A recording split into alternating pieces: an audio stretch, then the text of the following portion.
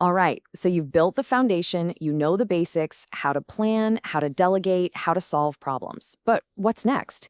In this explainer, we are unlocking the 5 advanced skills that take you from just being a manager to being a truly great leader. Let's dive in.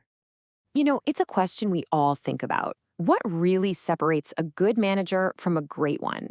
Is it just about hitting targets and checking boxes, or is there something more to it? Well, the answer is all about moving beyond those basics and mastering a much more sophisticated set of skills. So far in our journey, we've covered these 4 pillars right here. These are the absolute essentials: planning, decision-making, problem-solving, and delegation. Think of this as the ground floor. Today, we're building the rest of the skyscraper on top of it. First up, let's talk about what I like to call the oversight layer. These are the skills that make sure all the work you so carefully planned and delegated actually gets done. And not just done, but done correctly and on time. This is where real control and guidance come into play. The first skill is follow-up. And let's get one thing straight right away. This is not micromanagement. It's not about breathing down someone's neck. The key word here is considerate supervision. It's checking in to ask, hey, do you have everything you need to succeed? It's a huge difference because at the end of the day, you, the manager, are the one responsible for the final outcome. When you have a good follow-up process, it does one thing beautifully. It makes accountability for results crystal clear. There's no finger pointing, no confusion. Everyone on the team knows exactly what they're responsible for. And here's the other side of that coin. When follow-up is done right, it's not about pressure. It's about support. Your team doesn't feel like they're being watched. They feel like they're being seen. And when people feel supported, they don't just check off tasks. They take real ownership. They want their work to be great.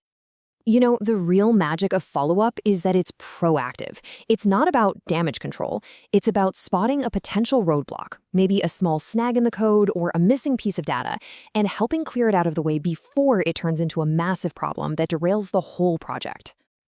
This kind of bird's-eye view is the secret to our next skill: time management. A great manager can see the entire playing field, just like in this table. They know Alex is on track, Brenda needs a quick review, and Carlos might be in trouble.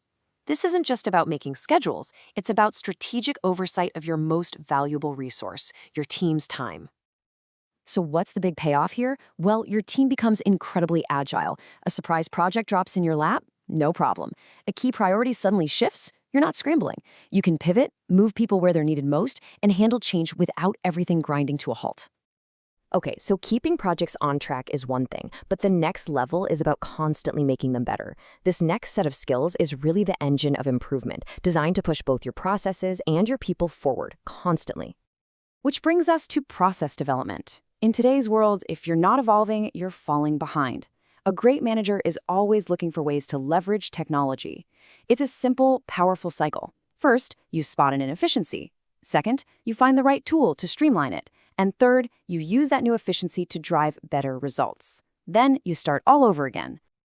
Of course, improving processes also means helping your people improve, which leads us straight to feedback. I absolutely love this quote because it completely changes the game. Feedback shouldn't feel like criticism. It's a constructive tool used for refinement. It's about polishing, not punishing. And this chart right here just lays it all out. Constructive feedback focuses on the work itself, not the person. It gives clear, actionable things to improve. It's all about building them up. Destructive criticism, it does the exact opposite. It's vague, it attacks the person, and it just tears down morale. Mastering this skill is a total game changer. All right, now we get to the final piece of the puzzle. And honestly, it's the most important. This is the human core of management. It's the skill that ties everything else together, and it's all about unlocking the incredible potential that already exists inside your team. See, boosting efficiency isn't just about better software or slicker processes. It's about building a better culture. This chart shows what that looks like. A high-performing team is built on these 4 pillars. People need to feel valued for their contributions, empowered to make decisions, able to collaborate easily, and supported when they need help. Your job is to be the architect of that environment. So how do you actually do that? Well, it all boils down to one thing: sympathetic leadership. This means you are actively listening to your team. What are their goals? What are their frustrations? What do they need from you?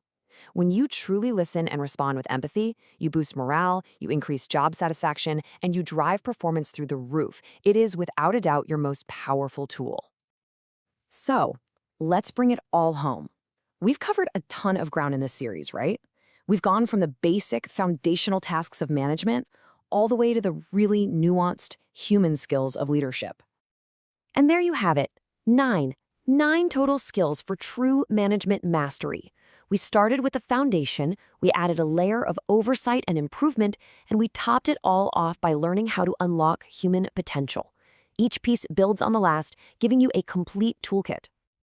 And that leaves us with one final question. You now have the skills to be an absolutely excellent manager. But are you ready to take that final leap?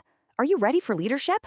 We're going to explore what that really means in our next explainer. I'll see you then.